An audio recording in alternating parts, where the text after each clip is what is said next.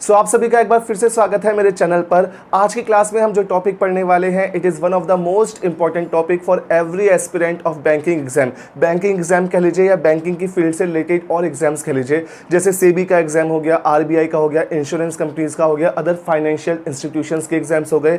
इन सब के एग्जाम का पैटर्न एक जैसा है। ये सब मैं पहले डिस्कस कर चुका हूँ कि एसएससी की तैयारी करने से कौन से एग्जाम्स कवर होते हैं और बैंकिंग की तैयारी करने से कौन से एग्जाम्स कवर होते हैं। सो बैंकिंग स्पेसिफिक जितने भी एग्जाम्स हैं हमारी कंट्री में, उन सब का पैटर्न एक जैसा है, ऑलमोस्ट एक जैसा है, और उन सब में रीजनिंग की जो वेटेज है वो सबसे ज्यादा है, या मोस्ट इंपॉर्टेंट सेक्शन रीजनिंग है। और उस रीजनिंग में जो सबसे इंपॉर्टेंट टॉपिक्स हैं वो है सिटिंग अरेंजमेंट और पजल्स। मैं आप सबको बताना चाहूँगा, जितने भी मेरे स्टूडेंट्स हैं या फिर कह लीजिए जो सब्सक्राइबर्स हैं, उन सब की बहुत ज़्यादा डिमांड आई थी कि सर सिटिंग अरेंजमेंट या पजल्स में से कोई टॉपिक स्टार्ट करो। काफ़ी सारे लोग हैं ना जो बैंकिंग की तैयारी कर रहे हैं इस रीज़न से। सो मैं आज सिटिंग अरेंजमेंट शुरू करने वाला हूँ। इसका मैं डिटेल्ड इंट्रोडक्शन दूंगा आपको और मैं बताऊँगा आपको कि कैसे आपको इन क्वेश्चन को करना होता है, किस क्वेश्चन में एंट्री करनी होती है, किस क्वेश्चन में नहीं करनी होती, कौन से छोड़ने हैं, किन्हें कभी अटैम्प्ट नहीं करना, किन्हें ऑलवेज अटैम्प्ट करना है। ये सब मैं आपको वन बाय वन करके पढ़ाऊंगा। उससे पहले मैं एक इंपॉर्टेंट चीज बताना चाहता हूं, आप चेक करके देख लीजिए कोई भी अदर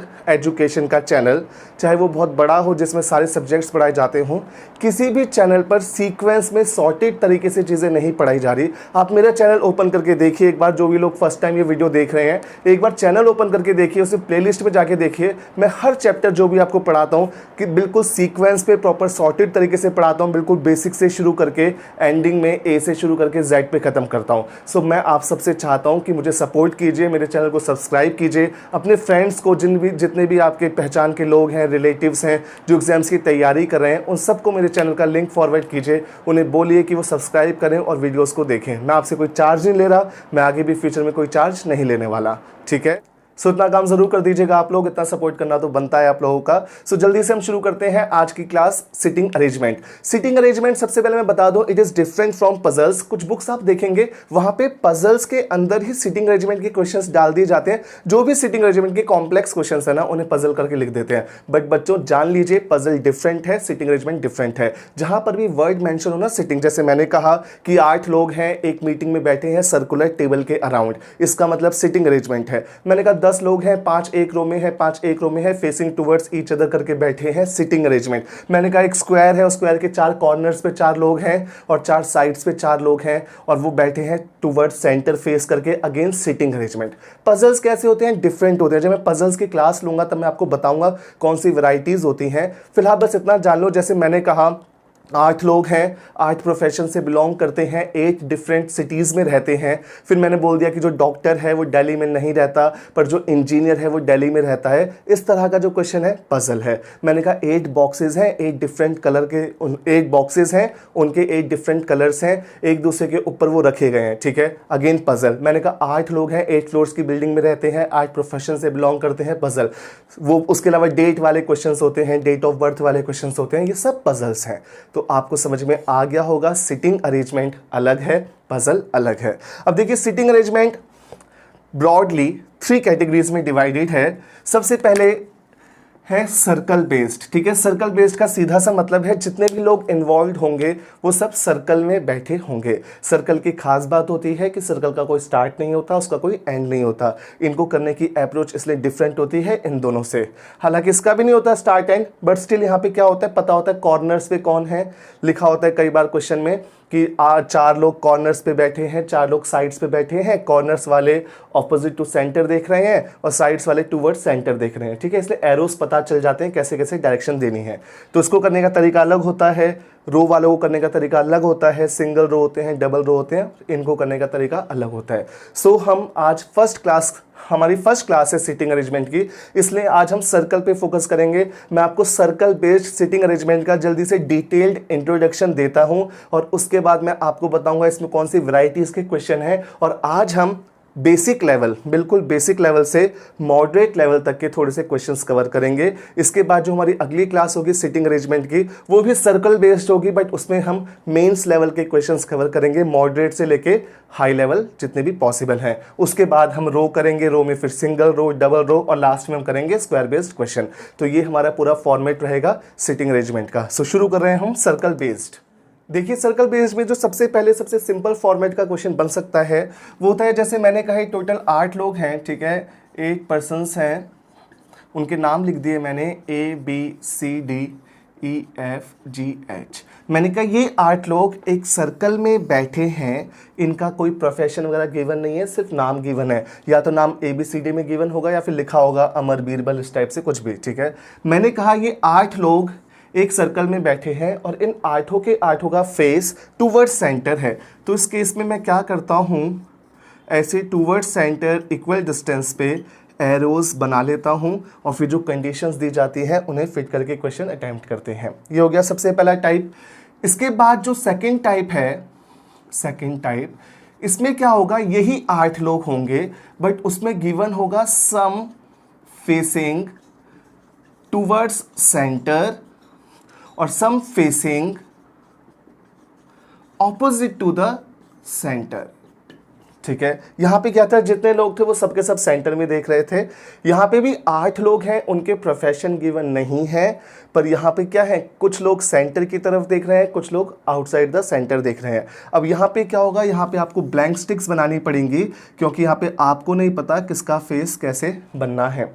यहाँ पर हो सकता है वो ये बता दें कि 4 लोगों का फेस सेंटर की तरफ है और 4 लोगों का फेस ऑपोजिट टू सेंटर है, डिपेंड करता है उनके ऊपर। इसके बाद देखो जो थर्ड टाइप है हमारा,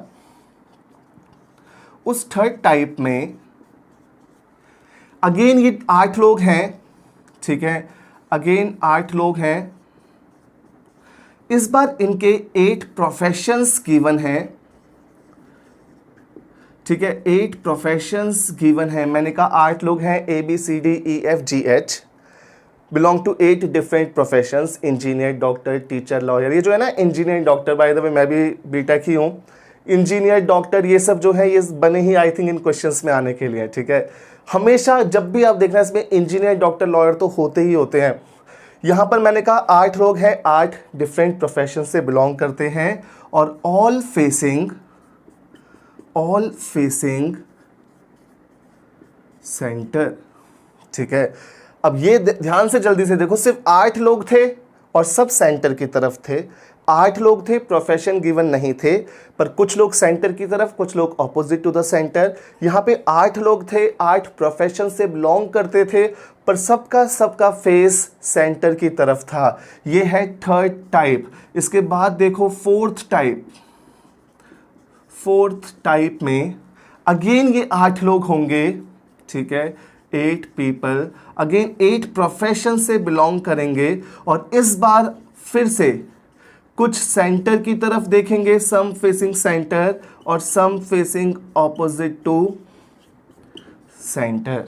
ये जो क्वेश्चन है आप खुद ही देखो, टोटल इसमें 16 चीजें शामिल हैं, 8 लोग, 8 प्रोफेशन और उसके अलावा इन आउट वाला क्वेश्चन है, कुछ फेसिंग सेंटर, कुछ फेसिंग ऑपोजिट टू सेंटर। तो ये जो क्वेश्चन है ना, ये अच्छा खासा कॉम्प्लिकेटेड होता है, कॉम्प्लिकेटेड पूरी रीजनिंग में, ठीक है, बैंकिंग स्पेसिफिक पूरी रीजनिंग में कॉम्प्लिकेटेड का मतलब सिर्फ एक ही होगा, टाइम टेकिंग क्वेश्चन। ऐसा कोई भी सवाल नहीं है जो आपसे सॉल्व ही नहीं हो रहा, आपको लॉजिक ही नहीं पता, सॉल्व सब होंगे, सिर्फ वो मुश्किल क्यों है, क्योंकि वो टाइम टेकिंग है। तो ये क्वेश्चन क्या है, इसकी स्टेटमेंट भी बहुत लंबी होती है, पैराग्राफ बहुत लंबा सा दिया जाता है और इसे सॉल्व करने में वक्त लगता है। इसके अलावा हमारा लास्ट टाइप है फिफ्थ टाइप। ये जो फिफ्थ टाइप है, ध्यान से सुनिएगा, इसमें 8 लोग हैं, ठीक है, और वो सब क्या है, वो फैमिली मेंबर हैं, फैमिली मेंबर्स हैं या all are the members of same family, एक ही बात है।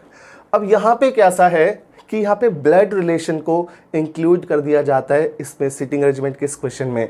मैंने कहा ABCDEFGH are members of a single family sitting around a circular table and all of them are facing centre. अब देखो मैं कंडीशंस कैसे देता हूँ, कंडीशंस ना इनडायरेक्ट दी जाती हैं, डायरेक्टली नहीं जाती कि A जो है वो B के राइट साइड थर्ड प्लेस पे बैठा है। ध्यान से सुनो कंडीशंस कैसे मिलती हैं। जैसे मैंने कहा brother in law of A is sitting third to the right of C's father, या फिर मैंने कहा mother of B is sitting opposite to the father of D. इस तरह से कंडीशंस दी जाती हैं।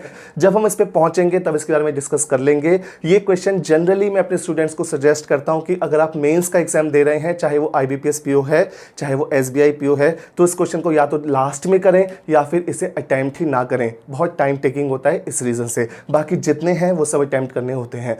क्वेश्चन शुरू करने से पहले मैं आपको एक दो इंपॉर्टेंट चीज़ें सिखाता हूं, जैसे कि क्वेश्चन सिर्फ एक बार रीड करना होता है। ऑलरेडी देखो बहुत लंबा क्वेश्चन होता है, ठीक है, सीटिंग अरेंजमेंट का या पजल का। अगर उसमें भी आप उन्हें 2 बार रीड करोगे तो आप अच्छे खासे फंस जाओगे, स्टक हो जाओगे और बाहर नहीं निकल पाओगे। इसलिए क्यों सिर्फ एक बार रीड करना है और कैसे करना है अप्रोच, क्वेश्चन को ध्यान से सुनिएगा। जैसे सपोज मैंने कहा कि 8 लोग हैं, ABCDEFGH। मैंने कहा ये सब के सबका फेस है सेंटर की तरफ, all are facing towards centre. ठीक है, दोनों स्पेलिंग करेक्ट है सेंटर की, ER वाली भी और ये वाली भी। ये ब्रिटिश इंग्लिश में लिखी जाती है और ये ER वाली अमेरिकन इंग्लिश में। बट सिंस हम ब्रिटिश इंग्लिश फॉलो करते हैं तो एग्जाम में आपको ये लिखी मिलेगी। तो सबका फेस सेंटर की तरफ है, तो हमने क्या किया, हमने एक सर्कल बना दिया, उनके फेसेस के साथ 8 एरोज भी बना दिए। सबसे पहले तो इन 8 एरोज को इक्वल डिस्टेंस पे प्लेस करने की हैबिट डालेंगे।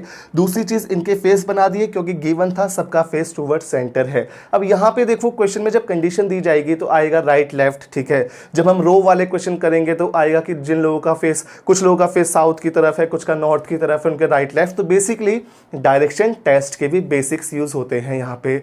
डायरेक्शन टेस्ट का वीडियो भी मैं कवर करा चुका हूँ, आप जाके चेक कर सकते हैं प्लेलिस्ट में, वहां पे आपको चीजें सीखने मिल जाएगी इन केस किसी ने नहीं पढ़ रखा है डायरेक्शन तो। सो ठीक है, ये हो गया। उसके बाद हम क्या करेंगे, क्वेश्चन को रीड करेंगे।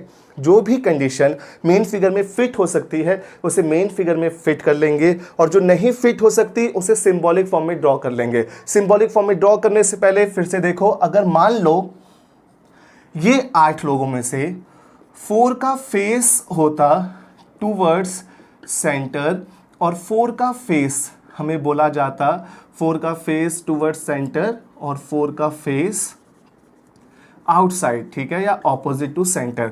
तो हम क्या करेंगे, हम 2 सर्कल बनाएंगे और उन 2 सर्कल्स में 8 स्टिक्स बनाएंगे, 8 स्टिक्स बिना डायरेक्शन वाली, ठीक है। ऐसे केस में हम 2 फिगर क्यों ड्रॉ करते हैं ये मैं तभी बताऊंगा जब मैं इस टाइप के क्वेश्चन पे आऊंगा, जब इसे सॉल्व कराऊंगा तब डिटेल में बताऊंगा क्यों 2 फिगर हमें सपोर्ट करती हैं, हेल्प करती हैं क्वेश्चन को जल्दी सॉल्व करने में।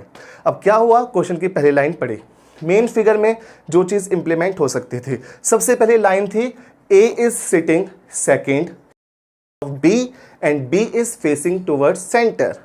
तो दोनों में मैंने B को रख लिया सेंटर की तरफ और A को बना दिया second to the left of B। अब जो अगली लाइन है उसमें लिखा था कि ये जो F है, ये F इसका फेस बाहर की तरफ है और ये F इस G के राइट साइड 3rd प्लेस पे है। तो मैं यहाँ पे G और F को तो डायरेक्ट पुट नहीं कर सकता ना, तो इसको मैं ड्रॉ कर लूँगा सिंबॉलिक फॉर्म में। याद रखना हमेशा, मैं जब भी क्वेश्चन सॉल्व कराऊंगा, जो भी स्टूडेंट्स मेरे वीडियो देख रहे हैं, मेरे सब्सक्राइबर्स मेरे वीडियो देख रहे हैं, तो जब भी मैं सिटिंग अरेंजमेंट में ये एरो बनाऊंगा, इसका मतलब मैंने चेहरा माना है आउटसाइड, ठीक है। और अगर मैं ये बनाऊंगा किसी डिजिट, किसी भी लेटर के ऊपर, किसी आदमी के नाम के ऊपर, तो उसका मतलब मैंने उसका चेहरा माना है फेसिंग टूवर्ड्स सेंटर, ठीक है। अब मैंने क्या कहा था, मैंने कहा था कुछ ऐसा कि जो F है उसका फेस बाहर की तरफ है और वो G के राइट साइड 3rd प्लेस पे है। तो मैंने क्या किया, मैंने F का फेस बना दिया बाहर की तरफ और ये है G के राइट साइड 3rd प्लेस पे। याद रखना इस एरो का जिस तरफ मुंह है, जिस तरफ इस एरो की डायरेक्शन है, यानी उस आदमी के बारे में कंडीशन दी गई है, यानी यहाँ पे F के बारे में जानकारी दी गई है कि F का फेस बाहर की तरफ है और वो G के राइट साइड 3rd प्लेस पे बैठा है। अगर मैं ऐसा बना दूँ, सपोज मैंने लिखा यहाँ पे H,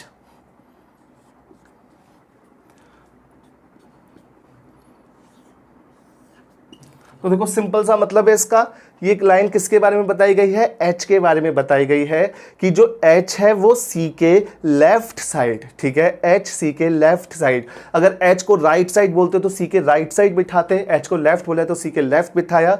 ये लेफ्ट साइड है 4th प्लेस पे और खुद का फेस है टूवर्ड सेंटर। कल को अगर मैं ऐसे बनाता हूं, तो उसका सीधा सा मतलब है कि F का फेस बाहर की तरफ है, पड़ोसियों का सेंटर की तरफ। अगर मैं ऐसे बनाता हूँ PQ, इसका मतलब है P और Q नेबर है, एक साथ आएंगे। अगर मैं बनाता हूँ PQ, इसका मतलब Q जो है वो P का पड़ोसी नहीं है, आगे पीछे नहीं आ सकता। लास्ट देख लो, अगर मैं बनाता हूँ ऐसे KQ क्रॉस,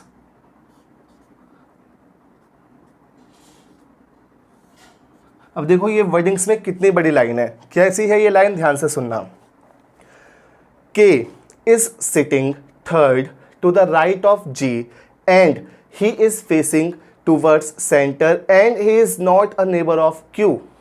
ठीक है, ये इतनी लंबी लाइन है, हिंदी में भी सुन लो। के जी के दाएं और तीसरे स्थान पे बैठा है तथा उसका चेहरा केंद्र की ओर है, और ये के क्यू का पड़ोसी नहीं या क्यू के का पड़ोसी नहीं, एक ही बात है।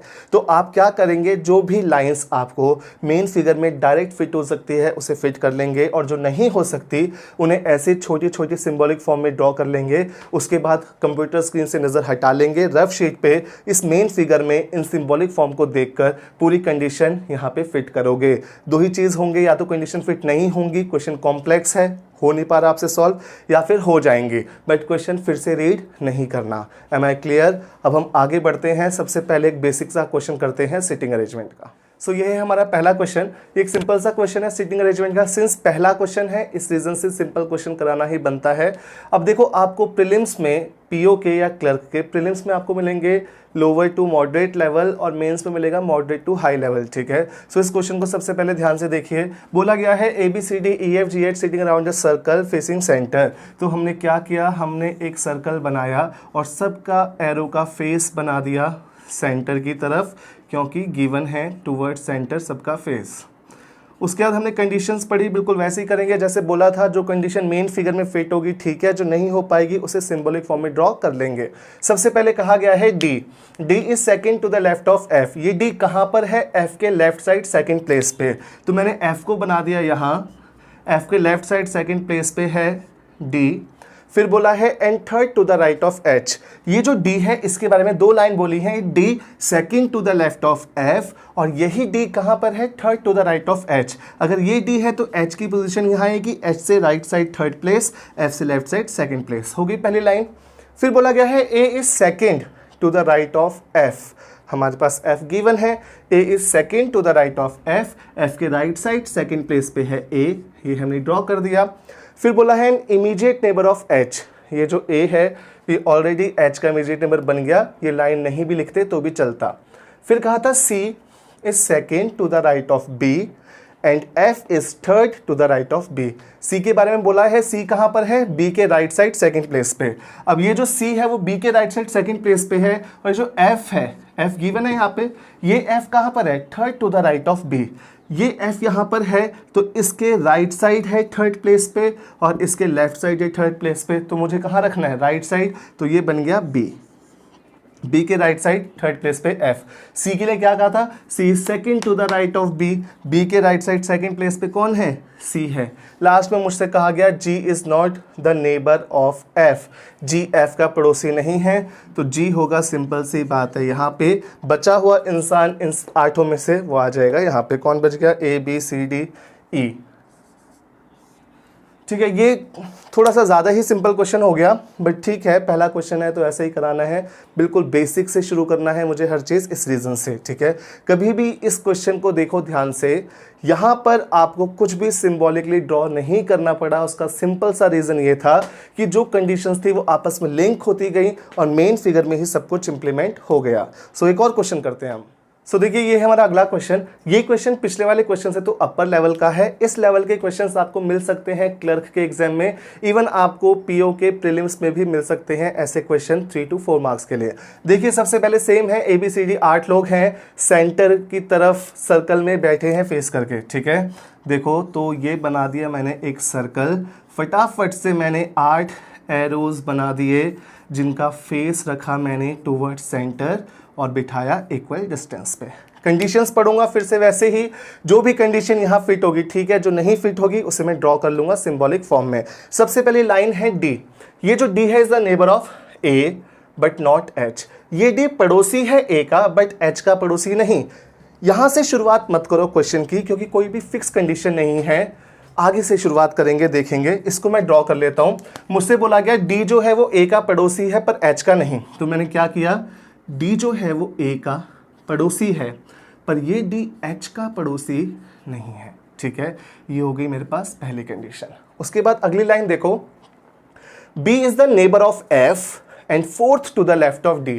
B के लिए कहा है B F का पड़ोसी है और ये खुद D के लेफ्ट साइड फोर्थ प्लेस पे है। यहां से शुरुआत कर सकते हैं। D को बिठा लो कहीं भी, ये रखा मैंने D के left side fourth place, 1 2 3 4, fourth place पे है B, यानी B और D opposite to each other है। और ये B का नेबर कौन है, F। अब ये दोनों नेबर हैं तो या तो F यहां होगा या F डैश। ठीक है, दोनों कंडीशन मैंने बना ली, या तो यहां या तो यहां। अगली लाइन देखो, E is the neighbour of H and third to the right of F। अब F की पोजीशन फिक्स नहीं है, पर अब ध्यान से देखना एक चीज जरा, E जो है नेबर है H का, ठीक है, third to the right of F। अगर ये F करेक्ट है तो इसके राइट साइड क्या जगह खाली है, जी नहीं, क्योंकि इसके राइट साइड जगह खाली नहीं है, इसलिए ये F क्या हो गया, गलत, ये F हो गया ठीक। अब मैंने कहा E is third to the right of F, तो F के राइट साइड थर्ड प्लेस पे आ गया E। और उसके बाद बोला था E किसका पड़ोसी है, H का, तो H यहाँ पे नहीं आ सकता। क्यों, क्योंकि देखो ध्यान से बोला गया है पहली लाइन में ही कि जो D है उसका पड़ोसी है A, यानी A या तो यहाँ होगा या फिर यहाँ होगा, पर यहाँ पर इसका पड़ोसी H नहीं हो सकता, यहाँ H नहीं आ सकता, यहाँ पे H कंपल्सरी है, नहीं आ सकता। अब E का पड़ोसी H है तो यहाँ पे ही रखना पड़ेगा H को। B हो गया, F हो गया, H हो गया, E हो गया। अब इनमें से कोई एक A है। अब आगे बढ़ते हैं, लिखा है C पड़ोसी नहीं है, ना ही ए का और ना ही जी का। अब देखो टोटल 3 ही लोग बचे हैं, एक सी, एक ए और एक जी। ध्यान से सुनना, अगर मैं ए को यहाँ रखता हूँ तो मैं सी को यहाँ नहीं रख सकता। ठीक है, अब मैं सी को यहाँ नहीं रख सकता क्योंकि ए का पड़ोसी नहीं चाहिए सी, तो मुझे मजबूरी में सी को यहाँ रखना पड़ेगा। अगर मैं ए को यहाँ रखता हूँ तो सी इन दोनों में से किसी एक प्लेस पे जाएगा और दूसरे प्लेस पे जी जाएगा। इसका मतलब इन दोनों में से कहीं पर भी सी नहीं आ सकता। मैं फिर से एक्सप्लेन कर रहा हूँ, ध्यान से सुनिएगा। ये जो C है, ये C A और G का पड़ोसी नहीं होना चाहिए। अगर A को यहाँ रखूँगा तो इस C के लिए सिर्फ यही 2 जगह बचेंगी। अगर कहीं पे भी C आएगा तो पड़ोस में G आ जाएगा, गलत हो जाएगा, इसलिए यहाँ पे रखना पड़ेगा C को।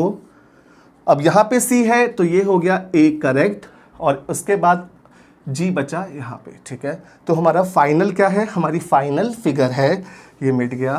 ठीक है, कन्फ्यूजन ना हो, ये है आपकी final figure. So I hope ये क्वेश्चन आपको अच्छे से समझ में आया होगा। मैंने डिटेल में सिखा दिया कि कैसे कंडीशंस को हम रिलेट करते हैं, कैसे इंप्लीमेंट करते हैं।